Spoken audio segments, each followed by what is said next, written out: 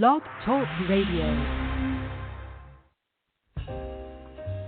Live from Washington, D.C., it's Quintessential Listening, Poetry Online Radio.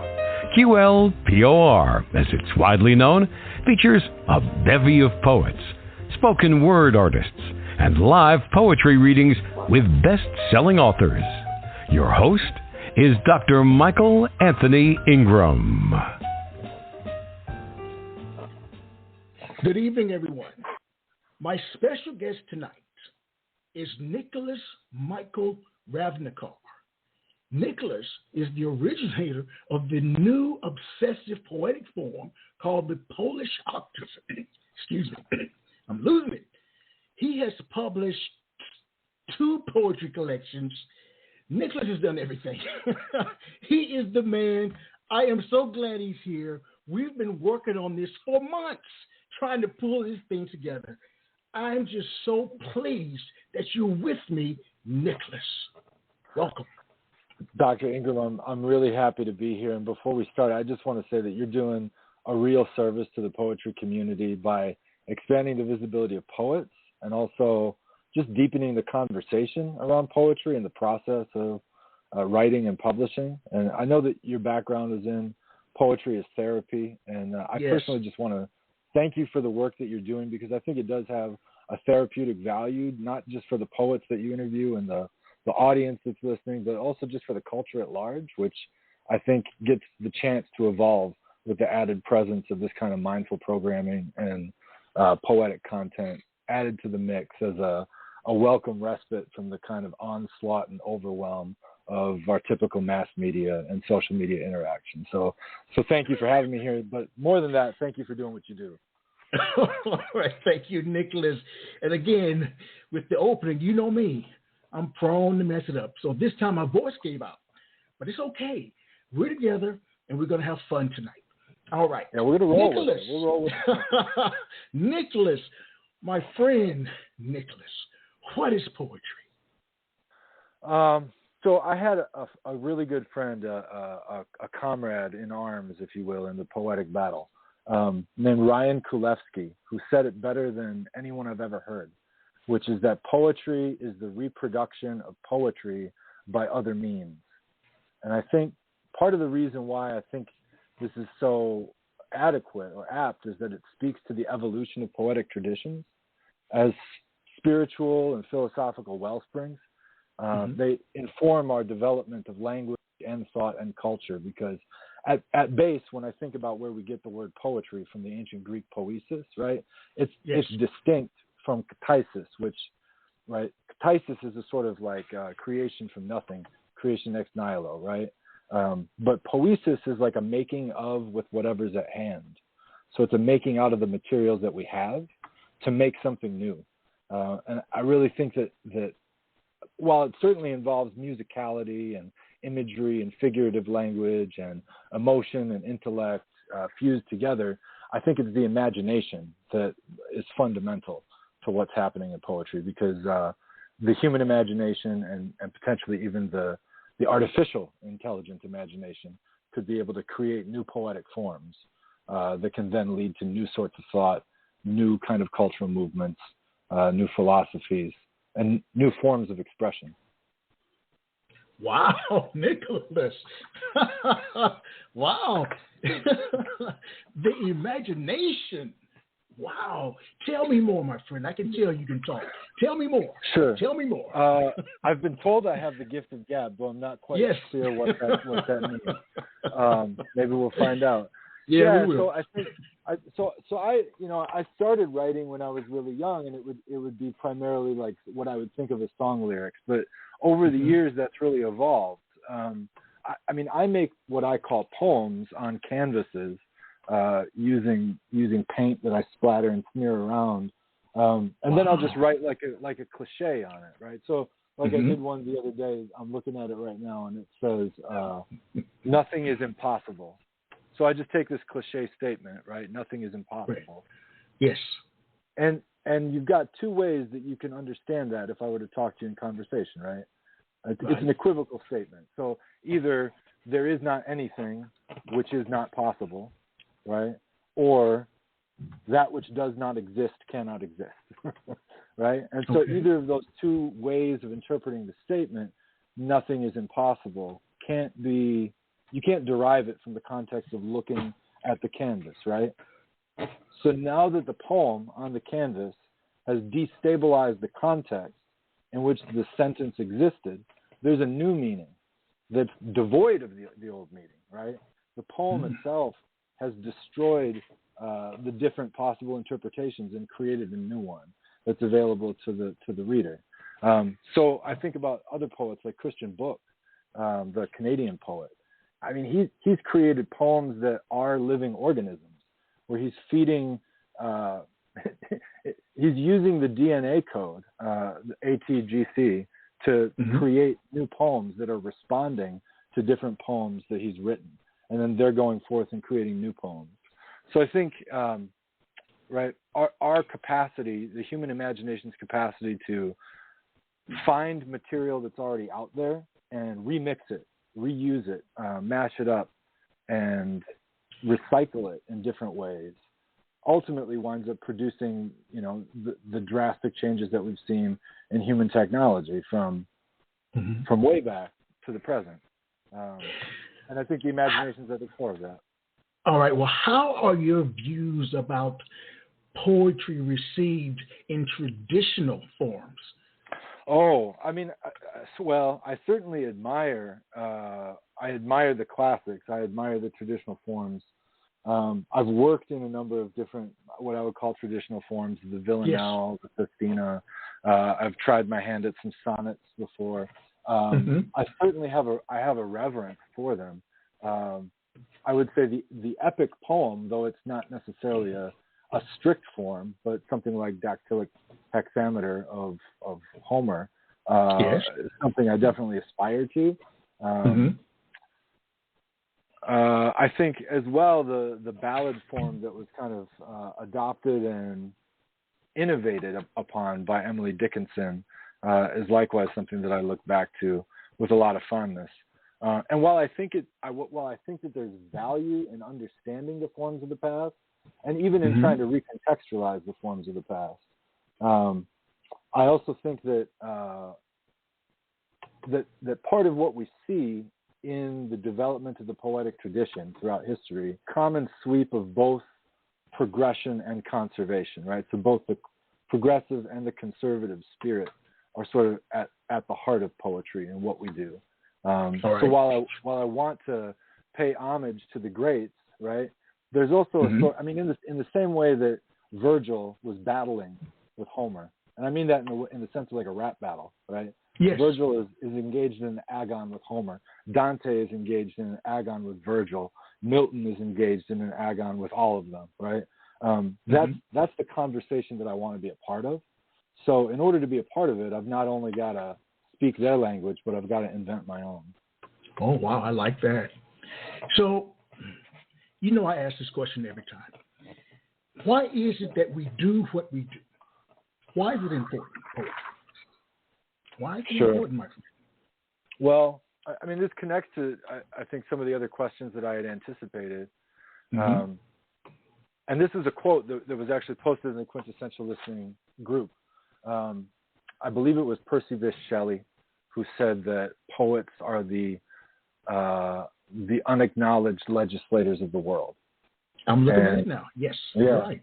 And I think I believe that there was certainly truth to that during the Romantic era, and I think that there's still a degree of truth to that today. It's still true, but George Oppen came along in the early 20th century as a part of the objectivist movement and kind of revised that statement to say that poets are the legislators of the unacknowledged world, right? So where he was then trying, and the objectivist group was trying to bring more attention down to the particularities of things, the things that we don't often pay attention to. I would actually say, I think, in contemporary society, I think one of the reasons why poets are so important is that we serve as the jury to issue a verdict on crimes against reality. I think that we've had enough legislation take place.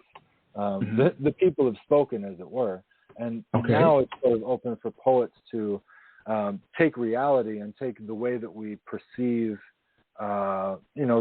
various other individuals, cultures, people who are in positions of power, and really sort of collaborate with each other to pass our judgments on what's going on, to be able to decide whether or not some of the social forms that we're subjected to are really serving us, are serving humanity. I think that that's, what poets have done for a long time is give voice to spiritual longing, to the human fears of and reconciliation with death. I think that poetry has helped to give form to poetic thought in ways that go beyond the simple propositional logic of traditional philosophy. I think that metaphor and I would go so far as to say the non-linguistic use of metaphor, both in poetic creation of all of its forms, but metaphorical language and reasoning in particular allows the human mind to say things that it can't say with words. I like that. Through words. I like that. Usually I move into the discussion of your book, and tonight the book is Imaginary Friends, plus your earlier work. But I want to hear a poem from you. I want to hear a poem right now. Yes. Well, I think what I'm going to do is read a piece from Imaginary Friends. All right. Nicholas, I'd like you to read two, actually. Read two, back to back. All right? I'm going to shake it up a little bit. I'm going to read the first piece that's in the book, and it's a longer one, so I think this might suffice. That works. Right. And we'll see when it's done. If you want me to read another, I will. All right. This is called, and I should say, this poem was written, probably back in around 2008. I was not yet sober when I wrote this. All right. And I think you'll be able to kind of see some of that emerging from underneath it. Okay. And I was meditating on what it was that made me write poems, how it was that poems came to me.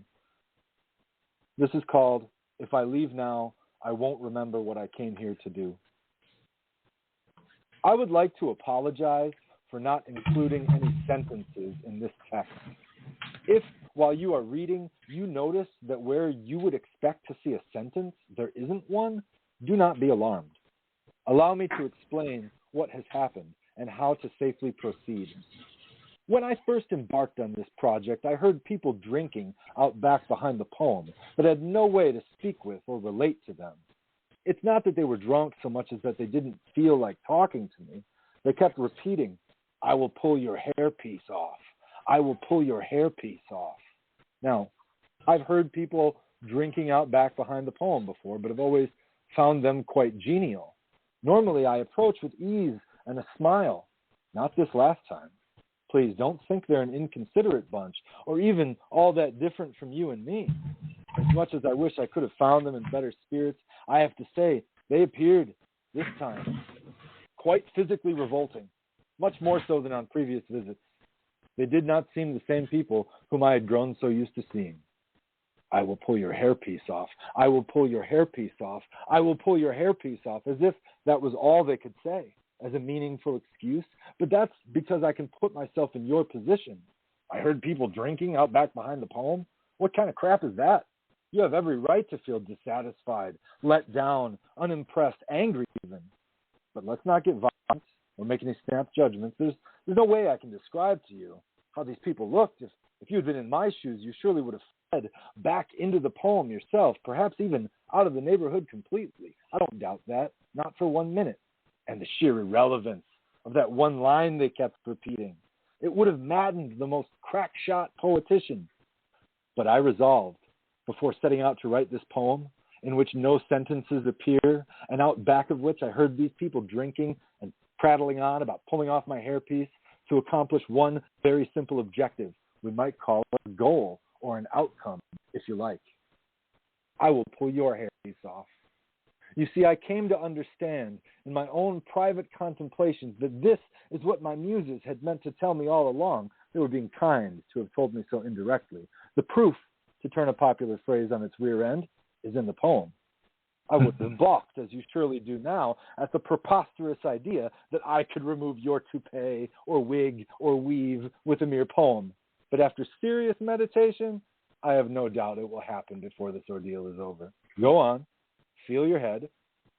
All that hair, it will be torn away soon enough, and you will be exposed for what you are. You might feel ashamed, but you needn't. The most likely explanation for our conditions are genetic. We have no control over the matter. That in itself serves as reason enough that we should do it, only to help you and I become more comfortable with who and what we are. I cannot tell you how satisfied I am now with those drunken fools who I allow access to the yard of my poem in exchange for their suggestions and occasional inspiration. They have indeed proven themselves invaluable. You should be so lucky to have a set of your own peasants. Of course, they prefer as anyone else that I would call them serfs, but there's no way they can hear me now. And while I have no doubt that you will try to tell them behind my back that I referred to them as peasants, you will be exposed by them, and whom do you suspect they will believe? Their loving landlord and poetical benefactor who translates for them into perfect sentenceless poems their deepest, truest emotional realities, or some schmo who lost their hairpiece, who rambles on about a man talking about the people behind his poem? They will have no idea what you're talking about, because I have taken measures to keep them dull. They're quite stupid. In fact, I invite you to try. I urge you, please, go on and convince them of my maniacal ways. Perhaps they will listen to you. But before I leave, I have one question that desperately needs asking. But please know, I am not trying to be confrontational when I ask, would you like your hairpiece back? And that's the end of the poem. That's all I can handle. That was epic in itself. What was the purpose of that piece? Talk to me. Yeah, the purpose of the piece, well, there's a transition within it, right? Between the speaker of the poem taking on some sort of inspiration, right? And it being an uncertain inspiration. There's in the same way that that Homer would invoke the muse, there's a sort of recognition that the idea for the poem has come from somewhere else, and it's not in me, and it's not in the poem. There's something outside of it. And the movement throughout this is explicitly directed toward the reader, and eventually forcing the poem to submit, or the inspiration for the poem to submit to the narrator's voice, right? Yes. I think as well, the hairpiece is sort of, it serves as a cosmetic function, I think. And I was at the time reading a lot of Plato, specifically the Gorgias, which is a dialogue that's all about rhetoric. And in there, Socrates talks about rhetoric as a kind of cosmetics. And he also refers to that cosmetics as like confectionery baking, so like making sweets or desserts. And these are kinds of compliments that people put on, things that we do to make ourselves appear other than we are. Right? So throughout the whole poem, I'm sort of acknowledging in this underhanded way that poem itself is a kind of hairpiece that I've put on. And of course, the reader can see that that's what I've done. I'm acknowledging the artifice of it. But at the same time, there's also an artifice, a costume, if you will, that the reader has put on in their own hairpiece, which is, right, when we suspend our disbelief and we listen to the narration of the poem and follow along with it, when we try to make sense of what it is that we're hearing. I would say that's a general gist of what I'm getting across in that piece. All right. What was an early experience, my friend, where you learned that poetic language had power? Yeah, it's difficult to pin down a first. Okay. I think so. I mean, I was raised from a young age. I was raised in the Catholic Church until about 14 or 15 years old. So certainly the trappings of Catholic ritual and Mass and the liturgy influenced my developing brain, without a doubt. That was probably the first kind of poem that I was exposed to, or the first kind of poetic language that I was exposed to. But I also remember getting in trouble for writing a poem when I was in like the 7th grade. All right. I wrote something about a flower on a shelf that fell. And I don't know, maybe there was more to it than I'm remembering, but the teacher was very concerned about this like highly emotional poem that I had written, and then it got brought up at one of my parent-teacher conferences, and my parents looked at me very sternly and sort of, "Why are you writing these poems? What do these flower pots mean?" So I kind of knew that had power, and then I would also just say like I said, the wide variety of poetic acts, right? Music being one of them, definitely caught my attention. So being born in 1982, I'm kind of a cross between an early millennial hip hop generation kind of cat, right? So, from Bob Dylan to the Wu-Tang Clan, right? I was able to like see influences that ran back into the past that really sort of where I could see how the poetry that underlies the music and the lyrics influenced all of these different generations. And then all of that took me back to earlier influences, right? Where I would start to get back to like William Blake and really kind of appreciate a deeper tradition that was there. And eventually back to Homer and Sappho, and I would even say the Caves at Lascaux, Yes. I don't know that there's a time when I've really encountered human production of art or language that I haven't been, in my best moments, awed by its power. All right. It's funny, I was thinking when you shared 1982, you were born a year after I started college.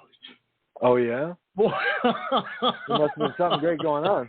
But 1982 might seem like... So for me, that's 40 years ago, and I'm hoping right now I'm only having a midlife crisis and not a three-quarter life. Wow. I'm getting old. I am truly getting old. Please share. It's only a number. Another poem, my friend. So we had talked a little bit about the Polish octaves. You'd mentioned those in the intro bio. I'm gonna read what I would call a string of these, or a necklace of them. I've picked 8. So this form came to me first in around 2016. I first developed the idea for the form, but it didn't take full fruition until 2020, in the advent of the pandemic, when I was left to my own devices to figure out what I was writing. So I devised this form. The Polish octave is a single stanza. It stands alone. And there are 8 lines in each poem. And each line can have either 8 letters or 8 syllables or 8 words. So there's some flexibility in the line length or the line measure. The issue that makes the Polish octave difficult is that it can only use the letters of the 8-letter word title. So, and the title itself cannot appear in the poem. So I'm going to read a string of these, and I'll read the title word that the octave itself is based on before I read the octave itself. And I'll give some pause between them so that the readers can tell when I'm moving from one to the other. Lavender. Revel and reveal. A de-leaved alder, re-eared evander. A dread raven, davened larva dead. A Daedalian ladle, leveled a vernal, dander-laden land. Verve, rendered venereal elan. An annealed veneer, a lad earned, deviled in a velen veranda, and a venal vandal dandled a needle near a navel nerve. Addled reader, adrenal addenda endear. Learn, lava, redder. Pandemic. Man, independence made me manic. a decamped deadpan epicene academician, an MC and me, amended pemmican empanada, 9 pence apiece. A dim diadem impeded a deicide. Indeed, I need a nap, an acid mama, Medici candied manna, and a minicam cinema ice-capped panacea. I denied African pain. I denied dead men Medicaid. I denied penance. I am a menace, cadence. Wordplay. Yop, doo-wop, payola, daddy. Plop, a PayPal layaway loop. Parlay, a parody parlor. Drawl, a droll ploy, a wordy play. Drywall, a doorway rap. Roar, woo, a rowdy oral poly playpal dolly. Drool away. Allow wayward wool warp ardor. Lordy lord, pray, a polar warlord prowl dowry. Payload, loyal odor. Gunmetal. Manet, meet mammoth. Mangle mental luggage. Gag me. Antenna, gauge tenement alumni genteel gateman. Glam legume, a gaggle. Tattletale. A glum gnat gown eat a gloom. A gluten mantle. Latent Lenten mutagen. Glean, auntie. Gelt gleam. Galatea, a teen mama. Management, attenuate an unguent. A gallant glue tang. Talent, untangle an unmeant language. Emanate annual enemata. Untame a tune. Let lung augment elegant lament. Ink blots. In silk knots. In soot. I link toil. Oboists blot lotion on Boston snobs in kilts. Bilbo slinks in bikini on stilts. Snooky insists blotto bonobos blink. Look, I'll boil non-book notions in ink. I'll oink obits in skits. I'll kiss TNT. No, it's not tonsillitis. It's billions of soloist skill kink. Seashore. As a hero shears a horse's ass, ere he hear assessors erase a rose so rare, he oars ashore, shares the horse ear. See her shoes, her sores, or her rash? She harasses seahorses. Hear, shoo, shoo. She shears her hero's roar, a rash error. Seers see, hearers hear. So he hearses her, harsh. Oh, here's a rarer horror. Eros erases ash. And I'll close with this one. Question. It unites in noise. It outquotes etiquette on sight. It quits inquest in quiet sequence, unties nutso notes. Its tuition squints to noun stone. Einstein insists no quotient is unseen. Intuition's not nonsense. Etui tones onus units to intone sentient sweets unto snottiest sinuses tissues. Tension now sensuous. I oust intent. Et tu ennui? Wow. And that's that. Nicholas, what were you potentially rebelling against? That's the word. Sure. That compels you to create a new poetic form. Sure. It's interesting that you phrase it as a rebellion, because creating the form is creating new constraints. All right. And so, if I have to be completely honest, I wanted to.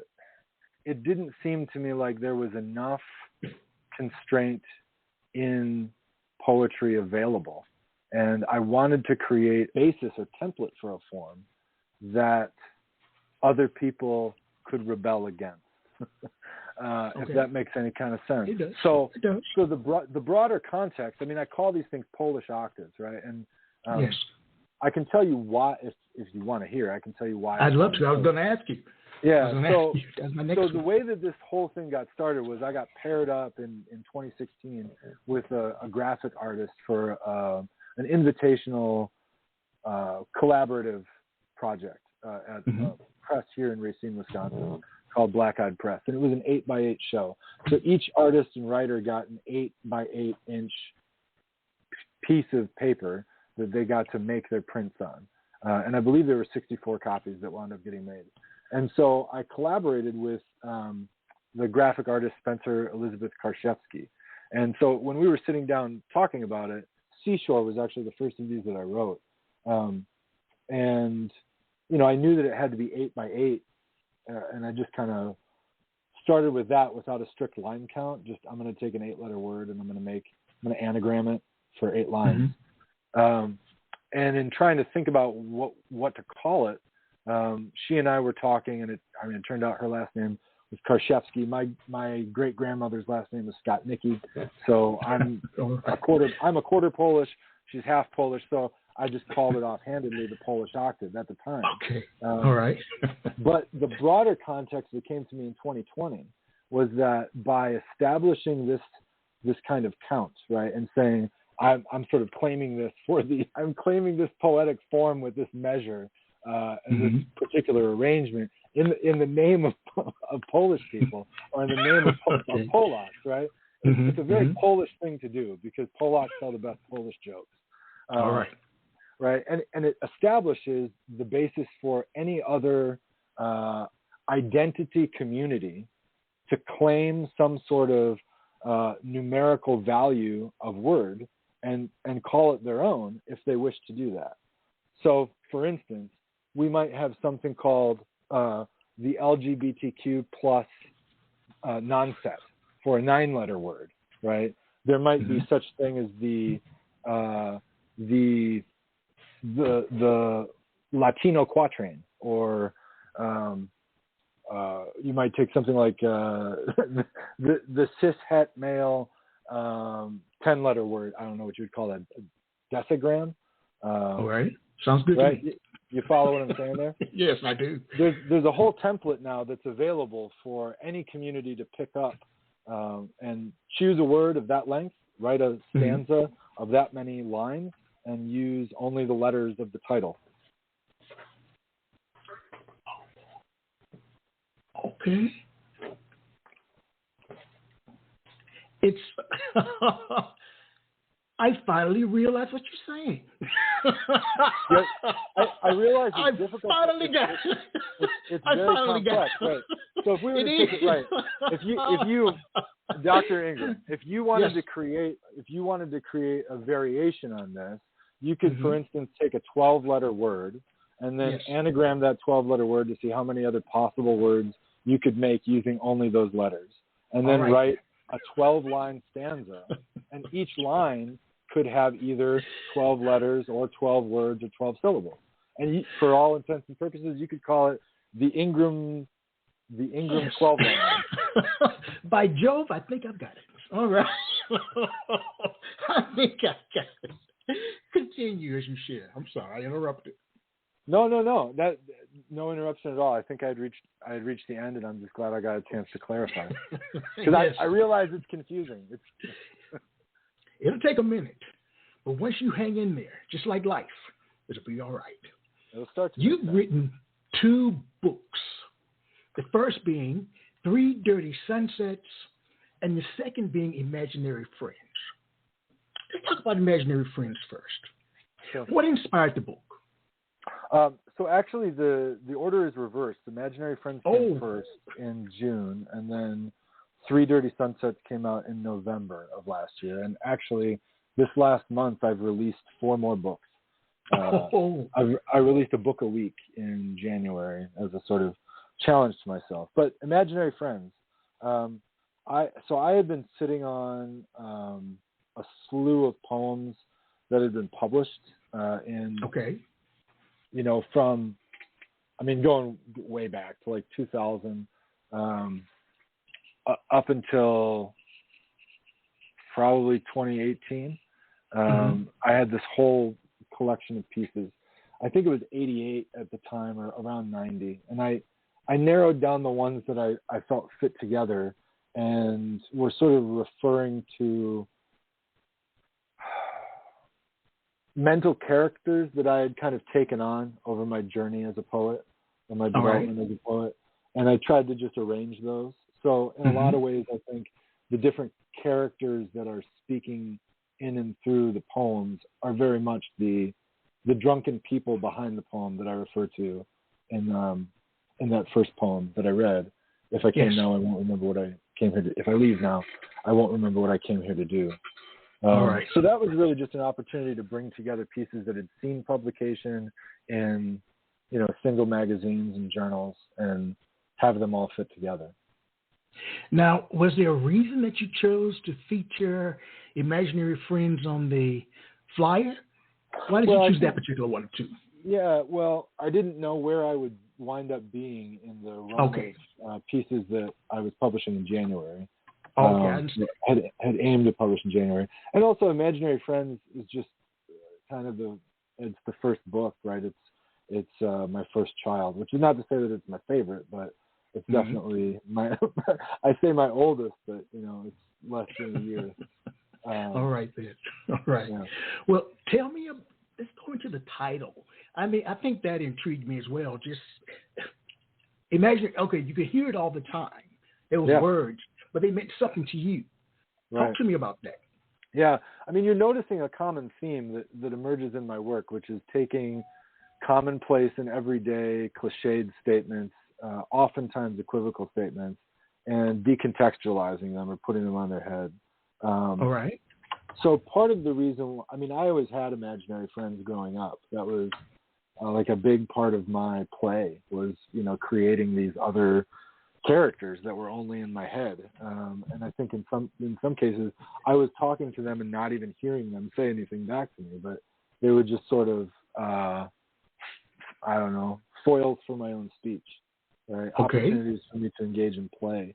And so having that kind of relationship to imaginary friends as a child, I think poetry and reading poetry of other poets really kind of served that function for me. Another place where I really connect with the concept of imagination and the imaginary is in reading Plato, specifically the Republic, the allegory of the cave. The light of the fire that casts the shadows, or the light that comes into the cave from outside, is identified as the imagination, right? It is that which makes the imagining possible, or that which makes the perception possible. Before Socrates really introduces the whole allegory to Glaucon, he asks Glaucon, can you picture this? Right? Can you picture this? Picture a bunch of people chained up in a cave looking at a wall with shadows on it. You got that? And Glaucon is like, oh yes, I see it very clearly in my mind. So right there, before the allegory has even started, Socrates has done to Glaucon what the people who keep this, crazy tyrannical cave of shadows are doing to the people that they keep chained up in there, right? So as much as our imaginary friends bring us comfort, and this gets back to the earlier question you asked, as much as our imaginary friends might bring us comfort, they also create the environment that constrains us and the environment that we have to evolve in and out of. They are the constraints that we rebel against by creating new constraints. Oh, wow. Please share a poem. Sure. This is a new one called, this is from Funky Tacos, one of the January books. It's called No Sugar Added Soy Dingleberry Frap. What is that, you ask? I used to love when you asked questions about my lines. It was the entry point to so many conversations that had nothing to do with poetry. In this case, the line was, the stone tumor of the clouds. I said it in bed, our bed for the record. It's just a line, I say. So what do you think? The Canada geese have come and gone. Our daughter's hair is shorter. Our problems seem bigger than ever for a while. Then they just suddenly disappear, like sunlight filters through the fog and then suddenly filters the fog. This patience is a practice for the end. Of what, you wonder? The line, I say. I repeat the line. The stone tumor of the clouds, I say again, needlessly. I wonder if you want its biography. See, what happened was earlier, we were waiting in line.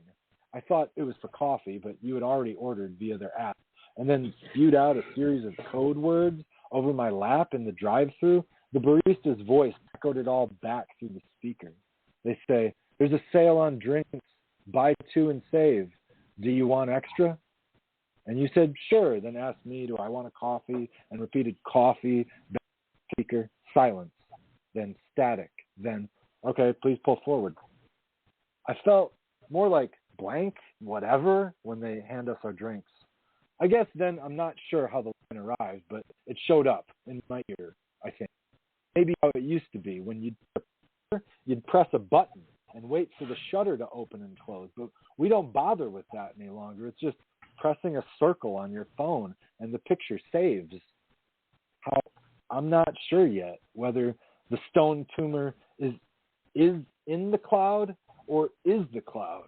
And I'm hoping, secretly, your questions might help me discern whether the line needs revision. But you don't ask me why or how about it. You keep your eyes on TikTok and say, it sounds nice. That's the end. As you think about your body of work, my friend, what are some of the predominant things that you write about?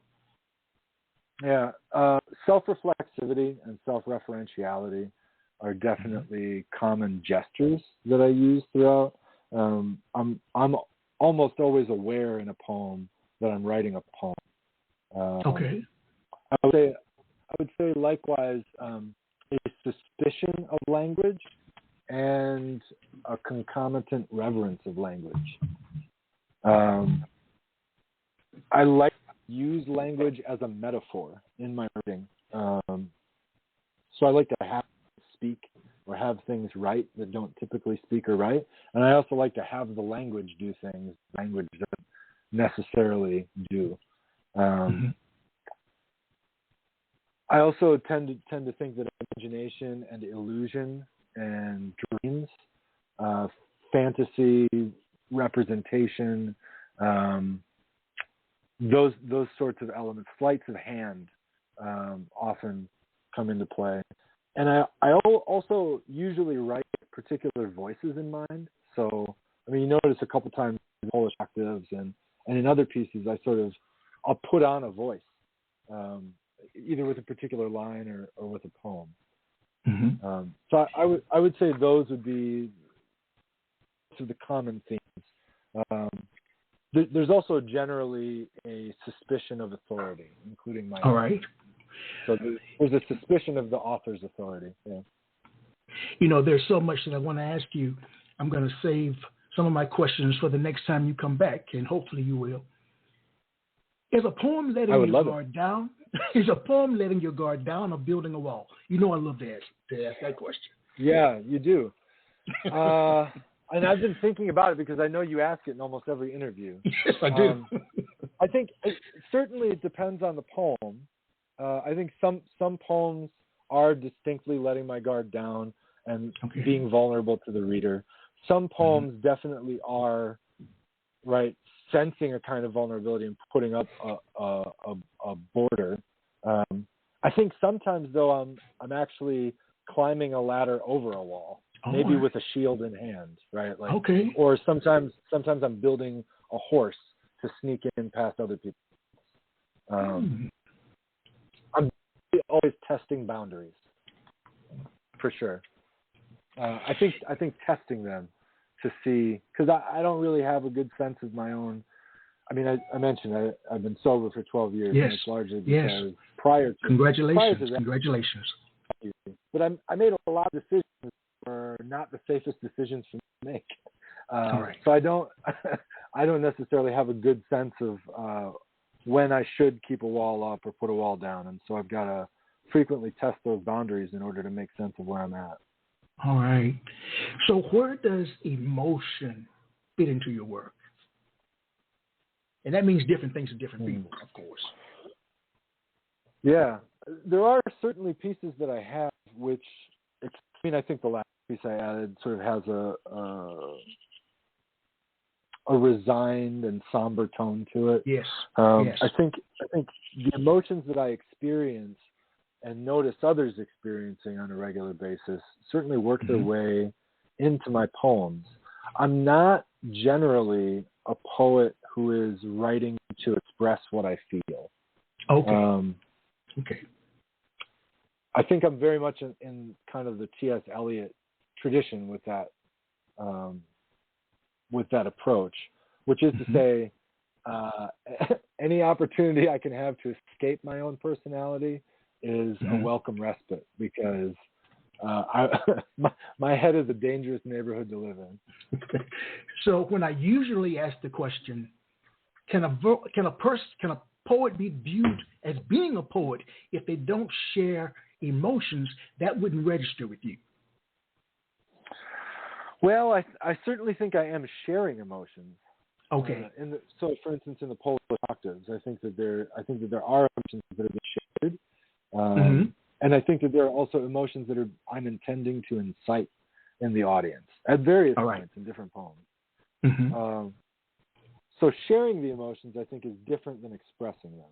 So I wouldn't very agree with nice. the statement that a poet needs to share emotions.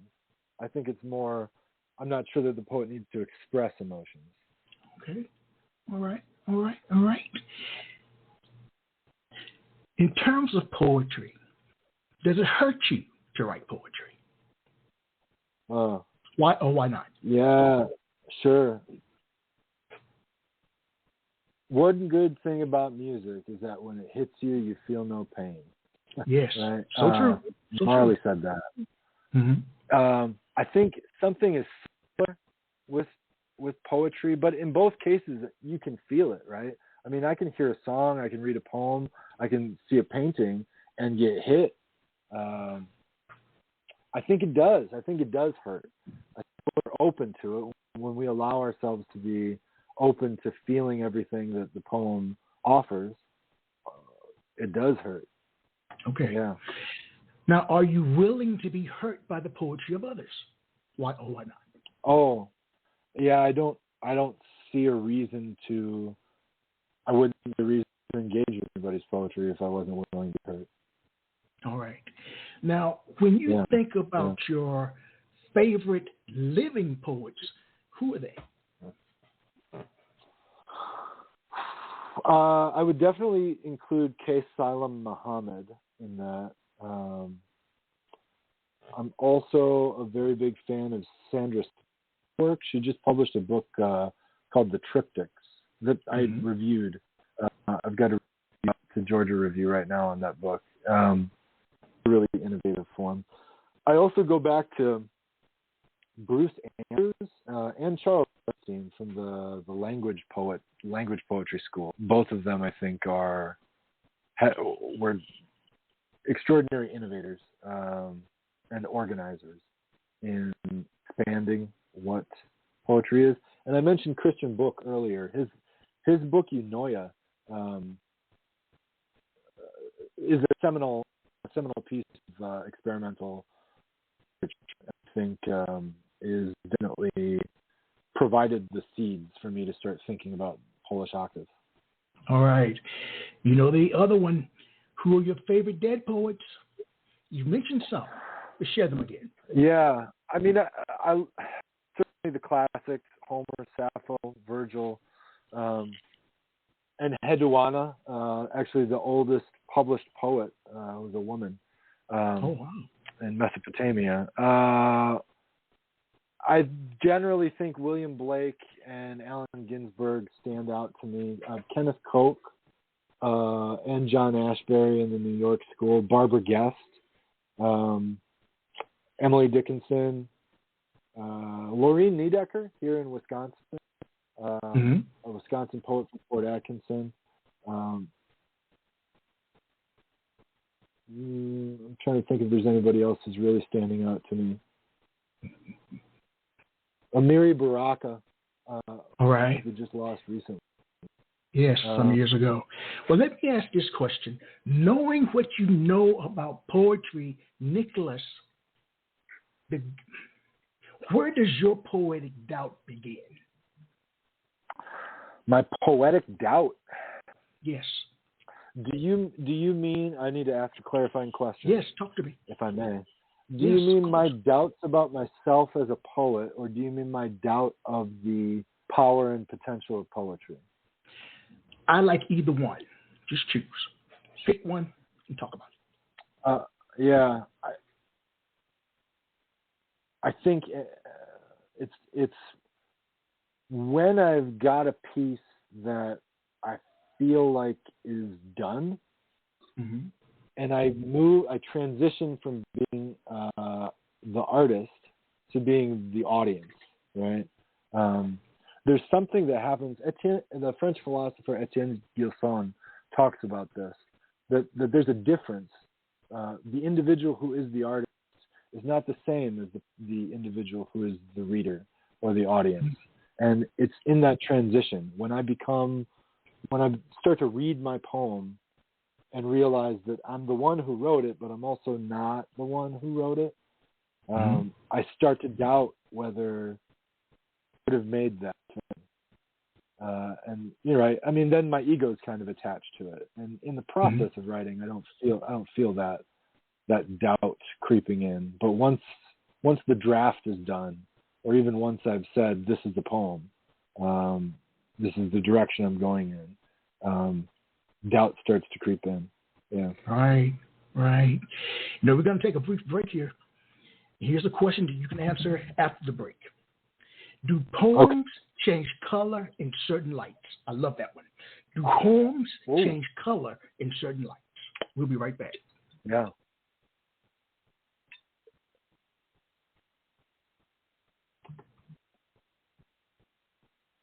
We'll be right back. Here we go.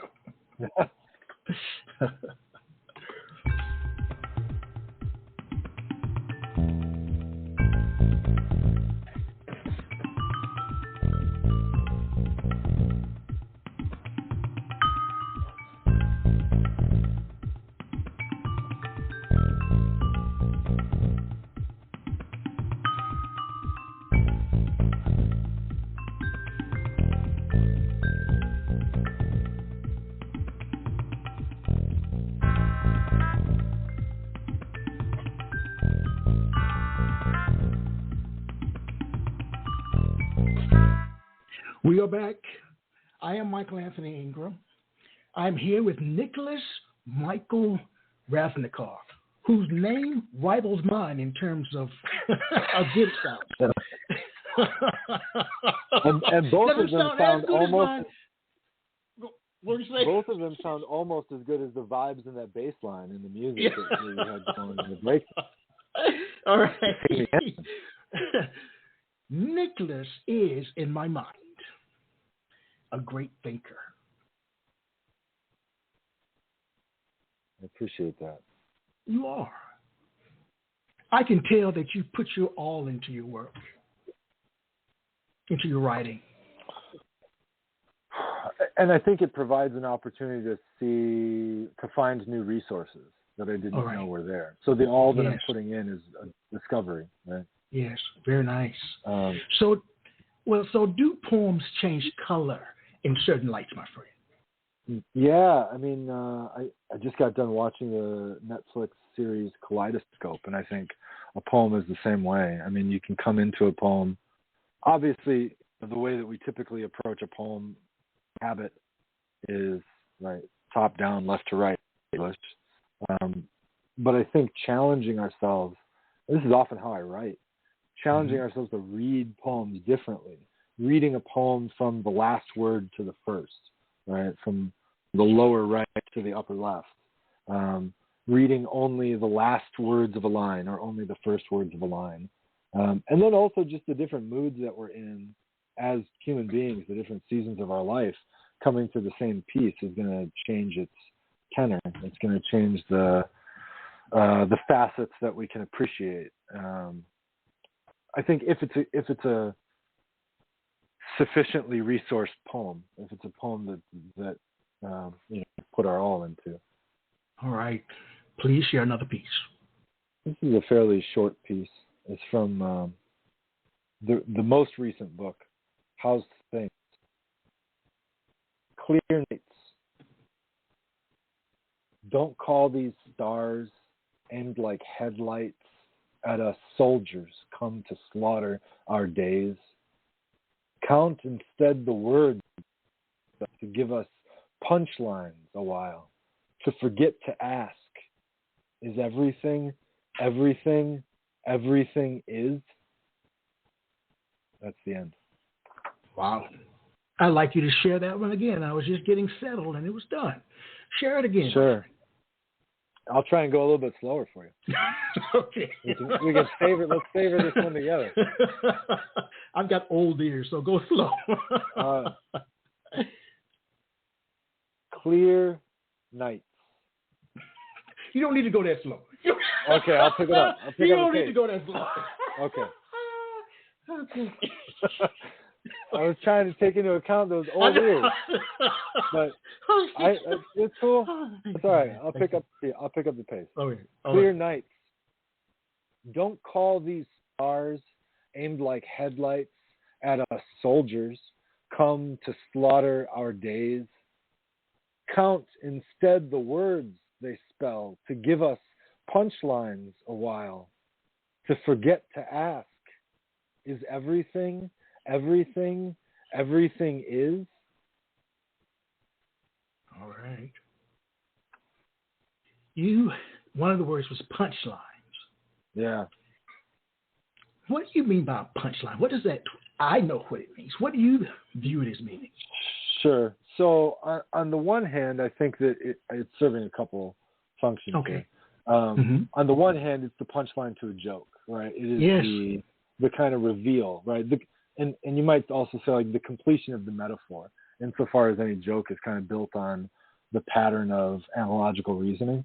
I think on the other hand, I'm taking the concept of a line and the concept of the combat that I had talked about earlier, or the battle that artists or poets engage in with one another within the tradition, that sense of competition, and combining them, right? To think, well, the whole line is count instead the words they spell, and the they there is referring to the stars in the first line. So the words that the stars spell to give us punchlines. In order to get the laugh, we need the words.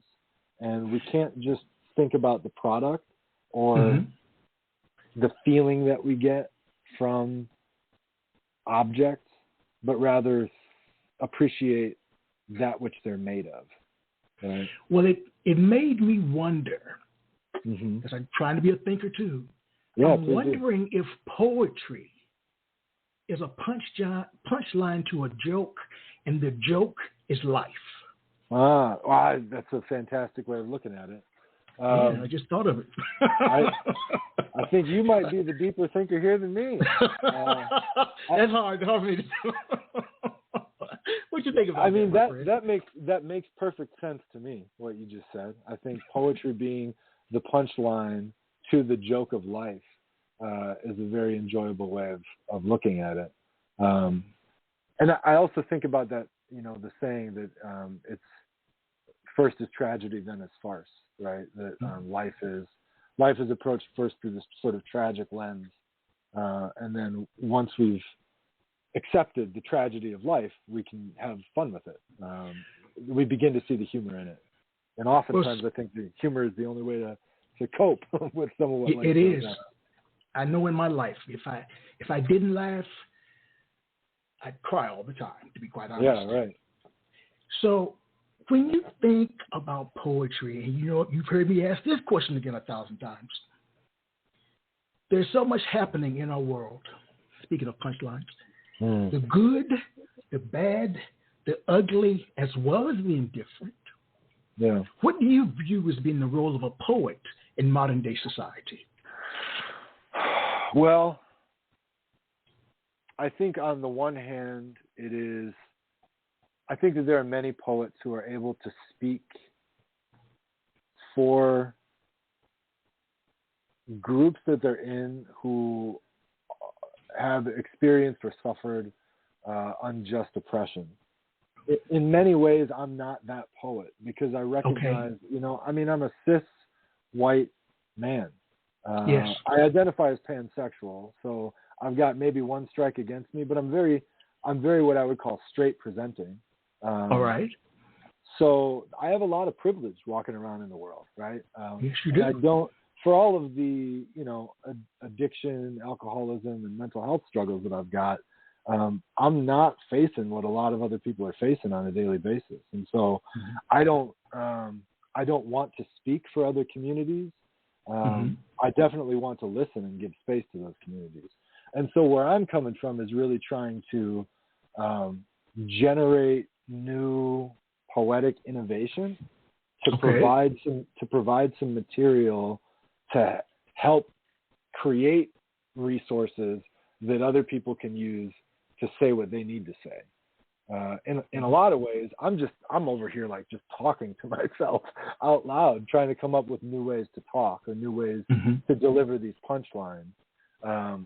Suffering through my own things, right? And trying in a lot of ways to voice those and to provide some sort of attention to them. And some other pieces, if I get a chance to read them, I speak a little bit more about some of my own issues. But I think mainly it is either to voice, to draw attention to, the particular sufferings that we each engage in, or to ease the suffering of others, right? Actually, that was something that Allen Ginsberg said, right? What is the point to ease the burden of suffering? Everything else, drunken dumb show. Wow. So, to the extent that I can, I try to just entertain or engage, provide some sort of resonance for people. And I feel like that's the best that I can do. Well, I think that's so important to know who you are. That's critical. And know what you bring to the table. And if you don't bring those things to the table, be willing to at least eat from the table. I think that's important. I'd like you to tell me about a poem you were proud of writing, but afraid to share for fear of possible misinterpretation. Sure. There's tons of the Polish octaves. There's so many. All right. And I can tell you why, right? I'll give talk to me. The answer will kind of broadly encompass all of them. So with the Polish octaves, I'm completely at the mercy of the alphabet with any given poem that I pick, right? So when I took the word gadzooks, because I thought like, wow, gadzooks is a funny word. Like, yes. How am I gonna work with that, right? Well, I'm not going to get into particulars, but first of all, it's a very limited lexicon. There are very few words that you can get out of gadzooks, and there is a preponderance of various racial epithets, and that likewise occurs with other words. That if I've set myself the task of writing this 8-line poem and of getting 8 letters, 8 syllables, or 8 words into it, in some cases. There have been other Polish octaves that have the only way that I can write something that makes any kind of sense is for it to be like borderline pornographic, and I'm not necessarily comfortable sharing all of those. So while I set out to write 88, and I've accomplished that goal, I would only say 64 of them are really fit for public broad consumption. Whereas the other 24 kind of a little bit sketchy, and I worry about who I think most poets I could share them with in kind of a salon style setting, and they might still appreciate the music of the piece and even what I was able to do with the words that were there. But in some other cases, and even when I'm alone, I doubt this is I don't know how, is this good taste? Is this bad taste? I think I'm offending myself here. All right. Please share another poem, my friend. Yeah. So my recent project that I'm working on, which won't be done anytime this year, is called GTFO. And what I'm doing in this piece is I'm taking each one of Shakespeare's sonnets, and I'm running it through Google Translate through somewhere about 14 languages until it goes back into English. And then my job is to basically revise the poem until it's practically unrecognizable. And that I just deviate completely from the sonnet form.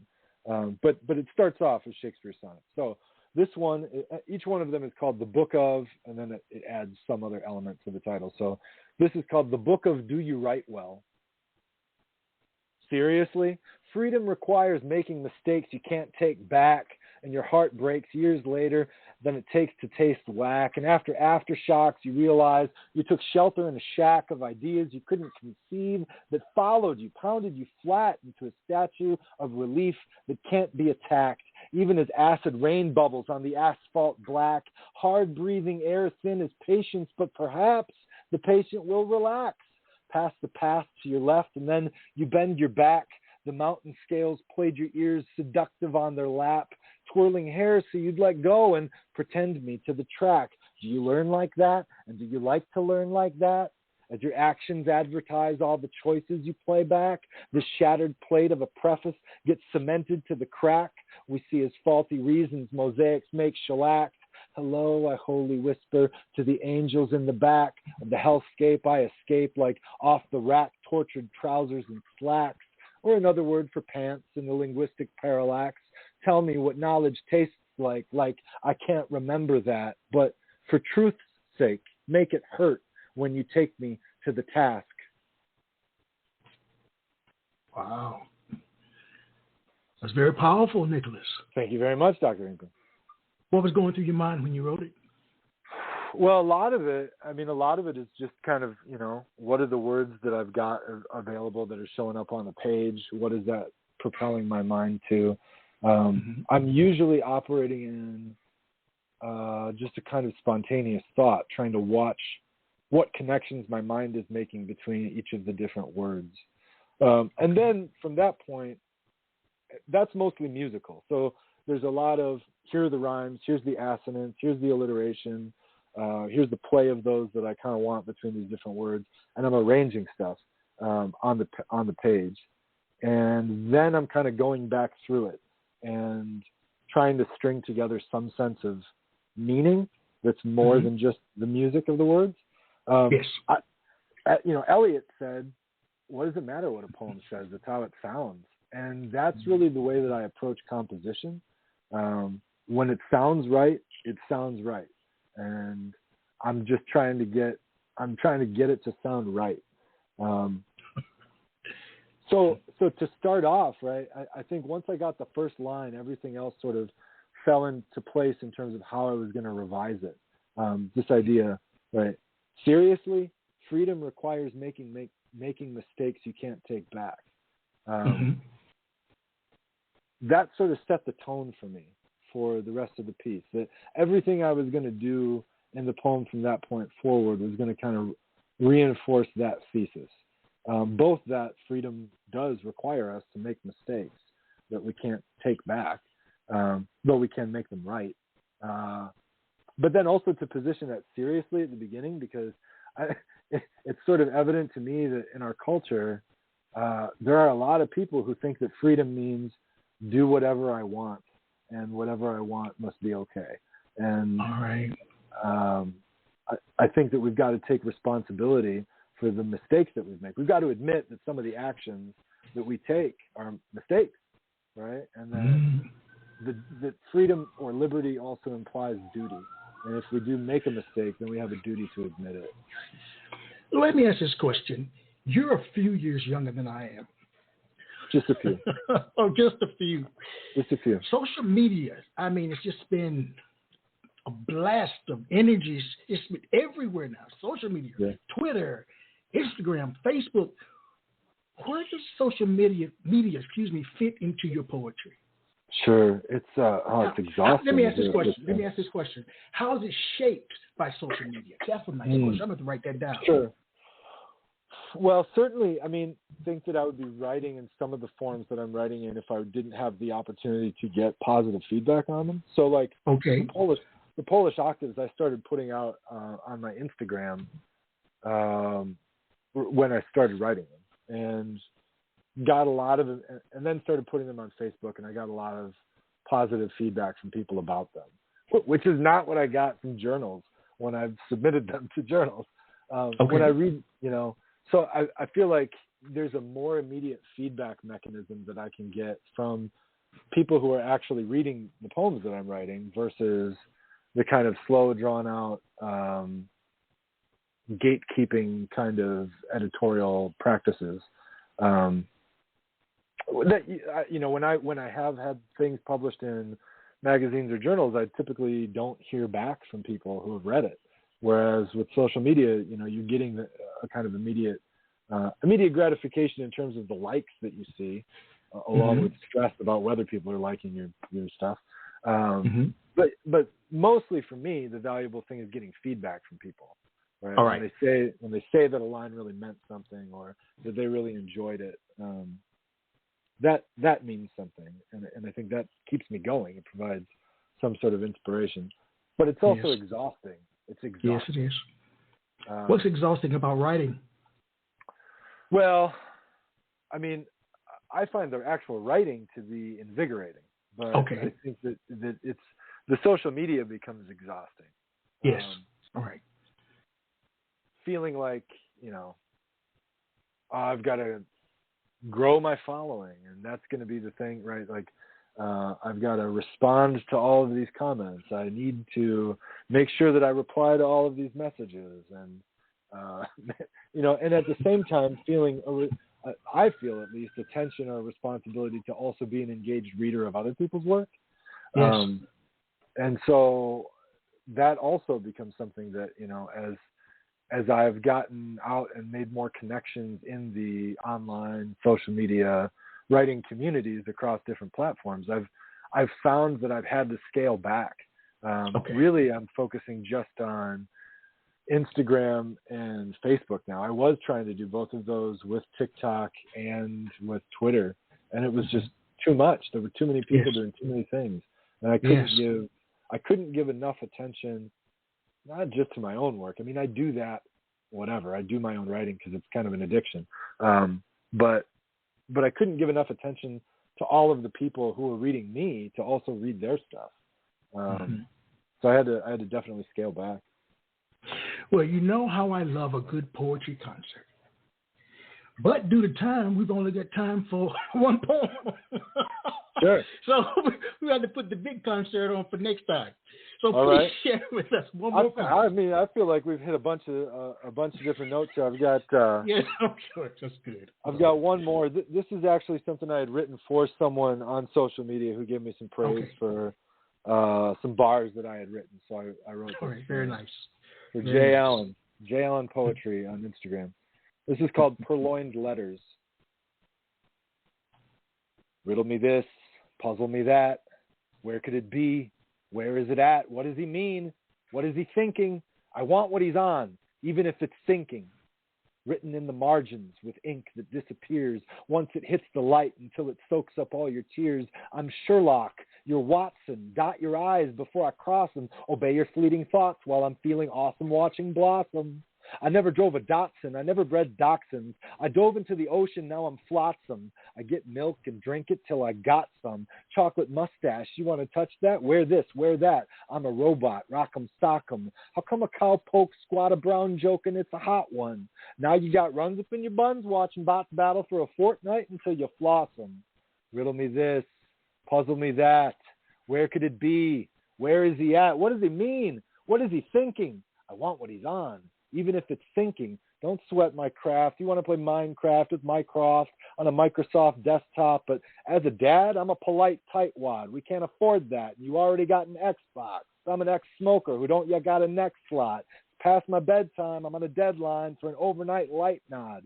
These walls feel musty and dusty. Ham salad, Dutch tiger crust, you might grok. My nylons want to watch me wash it down with a pint glass of eggnog. Such and such said so-and-so, said so on and so on, son. I'm quite tired now. It's been one, and I've been done. So I tip my hat and put 2 up while I salute my flight squad. Do you think you were meant to be a poet, my friend? I don't think I can be anything else. So whether there's a power out there that has intended me to be a poet, or there's a random accident of genetics that is, an evolution that has propelled me to being a poet, or if I'm just so hard-headed that I refuse to not write poetry, and spend my time kind of obsessing about writing weird 8-line poems. I don't know, but I certainly don't know how to be anything else. Well, what surprises you most about it, being a poet? What surprises me most? Yes. The whole thing is a surprise. I mean, being a poet, I think, I feel a profound sense of responsibility to be attuned prizes that the language provides. And what I mean by that is that the poet Ted Berrigan said, anytime you hear something and mishear it, you've got a line for a poem. Right? So how many times in random conversation or when we're walking down the street do we hear somebody say something and it gets caught in our ear? And I feel like it's my job to be on alert for that, for opportunities like that, whenever I'm reading, whenever I'm walking anywhere, if I'm watching TV, if I'm listening to a podcast, if I'm talking to someone else, my mind is always working through, where's the poetry at in this? Like, where's the deepest possible meaning that could come out of this experience, and how can we translate that into a new form? And the fact that can be done, that is what is surprising to me. That there's an inexhaustible set of resources to keep doing that. We've reached the end of our poetic journey, but I wanted to mention that in your bio, you mentioned some of the mental health issues that you dealt with or are dealing with. Yeah. May is National Mental Health Awareness Month. And I'd like you to come back in May, if you don't mind. And I would not mind at all. Share your work. And share your work, potentially part of a panel of poets, and on your own too, either one, both. But I want to talk to you about the importance of poetry as someone too who deals with some of these issues of depression, anxiety, PTSD, you name it, I've got it. How poetry has assisted you work through some of these things. Oh, certainly, yeah. Yes, that's an important topic that people don't always want to talk about. So I commend you for putting that in your bio, putting it up front where people can see. Yeah, I've got a really good friend of mine who's also a poet who's starting to really come into his own over the last few years as a poet. I tried to encourage, and he said something similar to me when he got a copy of Imaginary Friends, that he was moved by the fact that I had included in my bio that I live with borderline personality disorder, depression, and ADHD, and just him knowing that there was someone else who was going through similar experiences was helpful for him. And I definitely, like I said, I certainly don't think that I've got the worst problems in the world. But as someone who regularly struggles with mental health issues, I know how hard it can be for all of us, and for anyone else who's working with that kind of a deck. And it makes getting through a day a lot harder than someone else who doesn't have those issues. But I will say this. Yes. By our recognizing that we have mental health issues or mental illnesses, I think we're in a much better state than a lot of people who don't necessarily recognize that they have a lot of the mental health issues that we also have. And so I think part of that is also developing a sense of, this is the hardest part for me, developing a sense of empathy for all other humans, particularly those who are struggling with mental illnesses that they don't recognize that they're struggling with. For many years I traveled the country as a part of my professorship, and I talked about the importance of empathy in building relationships. And there were many times that I worked with people in different mental health groups on using poetry to make changes, or to just think about, I guess this is a change, life in a different kind of way. So again, I commend you. And you're right, it's not easy. When you live with mental illness, it's a day-to-day existence in many situations. It really, really is. And your friend that you talked about, invite him to come back with you. Indeed, I shall. Indeed, I shall. That would be nice. I knew there was something about you when I first ran across you, and I am so glad I took the opportunity to reach out to you. I'm very grateful for the opportunity. Yeah, thank you. You will be back. You will be back, and I want to follow your career as well. Thank you very much. I appreciate that, and I'll keep listening. I mean, like I've told you, I listen at least 2 or 3 times a week. I've got you on repeat while I'm doing my exercises in my garage. So you're part of what's keeping me warm during these Wisconsin winters, Dr. Ingram. Well, so you got to keep the poetry flow coming. Right. We need you. Thank you. And we need you. We need you. All right. Everyone, Nicholas Michael Ravnikar, that's it, whose name only rivals mine for impressiveness. I want to say thank you to you sharing your work, bringing a new form to us, one that even I understood. So take care, everyone. And as I share with you every single week, let poetry ring somewhere throughout the land. Good night, Nicholas. Good night.